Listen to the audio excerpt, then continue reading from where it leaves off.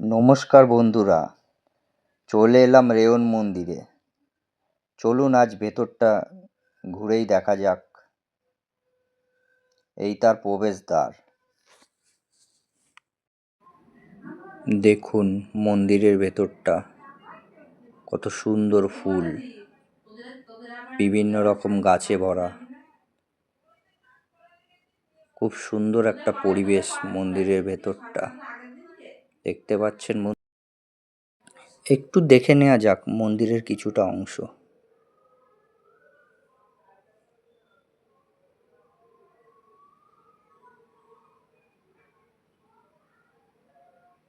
অনেকটা জায়গা নিয়ে মন্দিরটা। সোজা দেখুন রাধাকৃষ্ণ, এছাড়াও আরও অনেক দেবদেবী আছে। চলুন একটু দেখে নেব ওখানে ঠাকুরগুলো। কি সুন্দর, কি চমৎকার। একটু জুম করে দেখাই।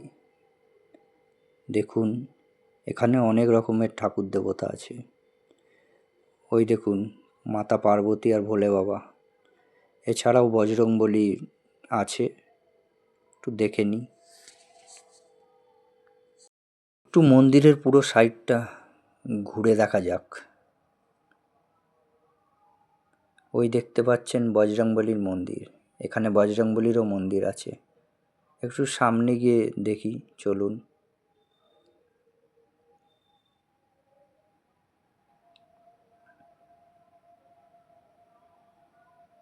দাঁড়ান একটু জুম করে দেখাই। দেখুন কত সুন্দর। চলুন মন্দিরের পুরো সাইডটাই আপনাদের দেখাই। কত সুন্দর গাছপালা এবং কত পরিষ্কার এই জায়গাটা। এখানে আপনারা আসতে পারেন, আশা করি খুব ভালো লাগবে। খুব পরিষ্কার পরিচ্ছন্ন, দেখতেই পাচ্ছেন, এবং হরেক রকম গাছে ভর্তি। আপনাদের খুব ভালো লাগবে। আপনারা যদি এখানে আসতে চান কিভাবে আসবেন আমি বলে দিচ্ছি। আপনারা কুন্তিঘাট স্টেশন থেকে অটো বা টোটো ধরে বললেই হবে রেয়ন মন্দির। 15 থেকে 20 টাকা ভাড়া। ও ত্রিবেণী থেকে আপনারা অটো করেও আসতে পারবেন, অ্যাভেলেবেল, কোনো অসুবিধা নেই। আর আমি দেখিয়ে দিচ্ছি মন্দির কখন খোলা থাকে, একবার দেখে নেওয়া যাক।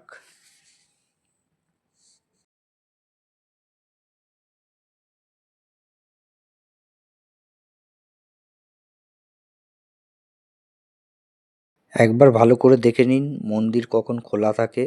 একটু জুম করে দেখিয়ে দিচ্ছি আমি।